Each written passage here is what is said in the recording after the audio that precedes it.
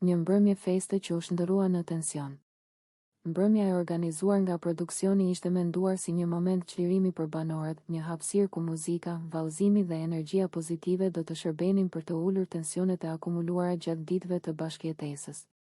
Dritat shumë ngjyrëshe, muzika ritmike dhe atmosfera festive krijonin përshtypjen e një nate pa konflikte, ku secili do të linte mënjan rivalitetet dhe keqkuptimet personale. Megjithatë, siç ndodh shpesh në ambiente ku emocionet janë të forta dhe marrëdhëniet të brishta, mbrëmja nuk përfundoi ashtu siç ishte parashikuar. Në qendër të vëmendjes ndodheshin Limi dhe Dolce, të cilët po kërcenin së bashku. Vallëzimi i tyre u pa nga disa si i natyrshëm dhe i pafajshëm, ndërsa nga të tjerë si provokues, në varësi të këndvështrimit dhe ndjenjave që secili banor mbante brenda vetes. Ata dukeshin të qetë, të përqendruar në muzikë dhe në momentin që po përjetonin, pa i kushtuar shumë rëndësi syve që i ndiqnin apo mendimeve që mund të lindnin rreth tyre. Situata ndryshoi në çastin kur Alba vendosi të ndërhyjë. Lëvizja e saj drejt Dolces ishte e papritur dhe u perceptua menjëherë si një akt agresiv. Kontakti fizik, edhe pse ndodhi shpejt, ishte i mjaftueshëm për të ndezur tensionin në ambient. Muzika vazhdonte të luante, por vëmendja e të gjithëve ishte zhvendosur tashmë tek incidenti.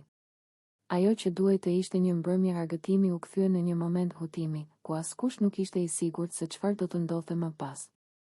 Reagimi i Limit ishte i menjëhershëm dhe emocional. I ndodhur mes dy personave dhe i përfshirë drejt për drejt në situatë, ai nuk e fsheu zhgënjimin dhe zemërimin e tij. Për rreth 30 minuta, ai shprehu mendimet e veta në një formë që u ngjante një monologu të gjatë, ku përziheshin ndjenjat e padrejtësisë, shgënjimit dhe lodhjes psikologjike.